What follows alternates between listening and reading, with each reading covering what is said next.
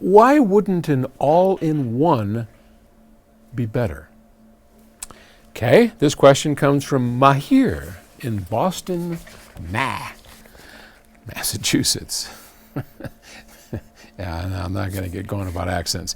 You often talk about the benefits of keeping data, biphase mark, and clock signals separate as in your proprietary I2S connection, which is true. Also, you mentioned the importance of the high-quality digital interconnect cables, like HDMI in the case of your PS Audio I2S connections. I agree with you 100%. Lordy, someone agrees. Thank you. However, why not keep everything in one box? A very well-designed high-end disc player should beat a transport plus outboard DAC combo.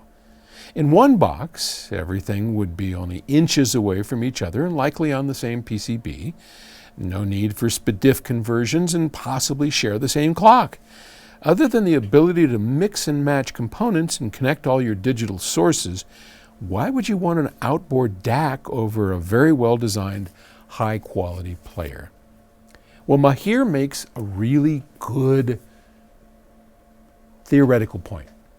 So let's talk about that. Inside of a CD player, we have two basic components, which is a transport. That's the spinny thing with the laser that extracts the bits off of the little silver disc. And we have a D to A converter, a digital to analog converter that takes those bits and converts them into analog. The connection between those two is what is through I2S. So I2S is the format that we like to use between equipment, which has separate lines for the data, the clocks, and all the stuff that makes up the digital audio signal. And that is inside, as he points out, in every CD player.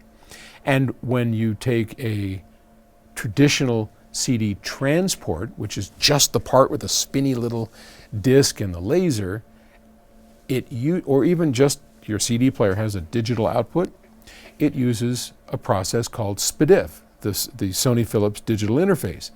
SPDIF takes all those signals and muxes it down to one.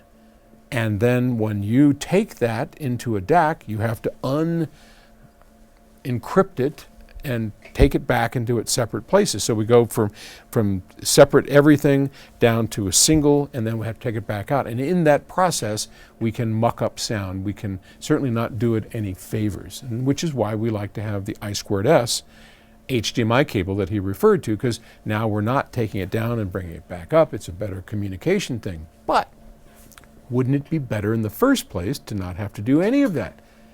Yeah, absolutely. I mean, the best situation you could have is all in one, because interconnects can only do harm. The whole idea behind a cable, an interconnecting cable, is to do as little harm as possible. No cable makes something sound better. Cables can only do their best not to make it sound worse. So if we don't have interconnecting cables, if everything's in one box, it's going to be better. Except how it's executed.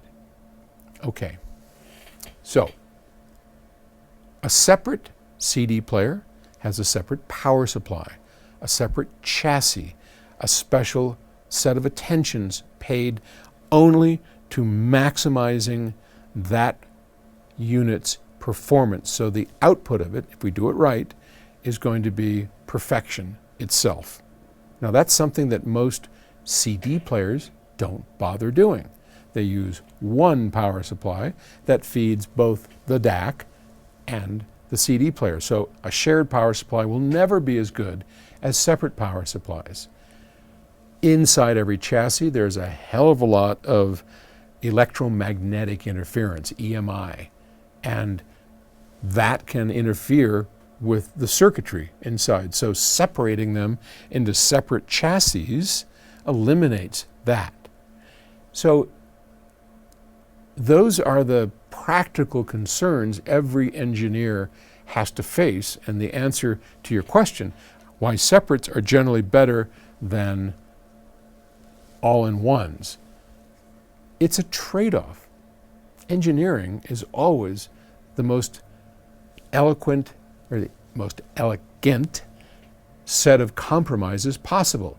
So if I can, if I can make something better by virtue of separate power supplies, chassis, better isolation, and I suffer the degradation of the interconnect cable, is that combination better, worse, or indifferent to the benefits I get of no interconnect cable, but with the degradation suffered by sharing a power supply, by having everything in one box suffering the same EMI pollution? So those are the problems that we engineers face. And people have done all kinds of things. Like you could make a CD player with separate power supplies. That would solve one of those problems. You could put up strong shielding. You could do it all out of a machine box.